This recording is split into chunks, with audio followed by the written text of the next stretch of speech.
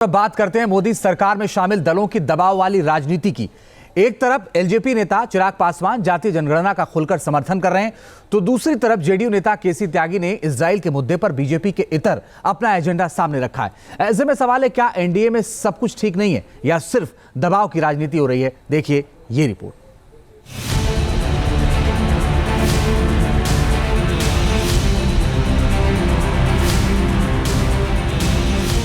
जातीय जनगणना को लेकर सियासी घमासान मचा है। अभी तक विपक्षी दल इस मुद्दे पर बीजेपी के खिलाफ माहौल बना रहे थे, लेकिन अब एनडीए में शामिल एक दल ने जातीय जनगणना का शिगुफा छेड़ दिया है। एलजेपी नेता और मोदी कैबिनेट में मंत्री चिराग पासवान ने खुलकर जातीय जनगणना का समर्थन किया है। मेरी पार्टी ने अपना रुख इसको लेकर हमेशा से स्पष्ट रखा है कि जातीय जनगणना का पक्षधर लोक जनशक्ति पार्टी रामविलास है।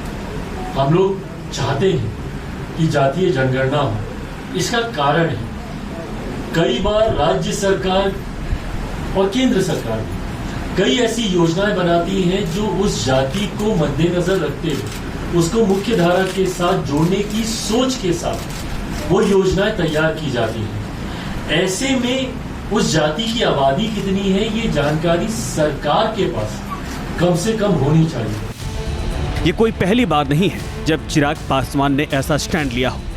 जब से मोदी सरकार 3.0 आई है, तब से चौथी बार है जब चिराग पासवान ने जातीय जनगणना पर कांग्रेस नेता राहुल गांधी और एसपी मुखिया अखिलेश यादव के राग में राग मिलाया है। ऐसे में सवाल है कि क्या वोटों का समीकरण चिराग को एनडीए से अलग लाइन लेने पर मजबूर कर रहा है? चिराग की पार्टी एलजेपी का कोर वोटर पासवान वोटर है। पासवान वोट बैंक बिहार में 5% से ज्यादा है।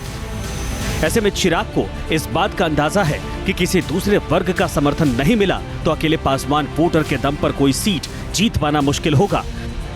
चिराग ने जातीय जनगणना पर बीजेपी से अलग स्टैंड लिया तो जेडीयू ने इजराइल पर मोदी सरकार की नीति से इतर अपनी राय रखी। जेडीयू नेता केसी त्यागी ने इजराइल को मदद देने पर सवाल उठाए हैं। ये नरसिंहा राव की जो सरकार थी, उसने 1992 में पहली बार इजराइल को मान्यता दी और तभी से हथियारों की खरीद फरोख्त जारी हो रही है। तो ये कोई नई सरकार के लिए नहीं है जो चली आ रही है। यूएन 1 दर्जन प्रस्ताव पास कर चुका है कि उसको अब वहाँ पे युद्ध बंद कर देना चाहिए। पूरी दुनिया कंडेम कर रही है। सो आई एम। एनडीए के दो प्रमुख घटक दलों की इस बयानबाजी का क्या मतलब है? क्या एनडीए में सब कुछ ठीक नहीं चल रहा है? क्या बीजेपी की सीटें कम होने से सहयोगी दल अपने लिए सियासी मोल भाव का रास्ता तलाश रहे हैं ताकि बिहार की विधानसभा चुनाव से पहले बीजेपी पर दबाव बनाया जा सके? हालांकि बीजेपी नेता मान रहे हैं कि सहयोगी दलों की इस राय से एनडीए गठबंधन में कोई असर नहीं पड़ने वाला है।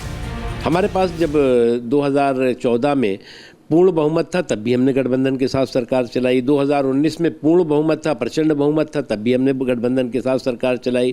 इस बार हमारे पास बहुमत से कुछ कम था, तब भी हम गठबंधन के साथ सरकार चलाएंगे।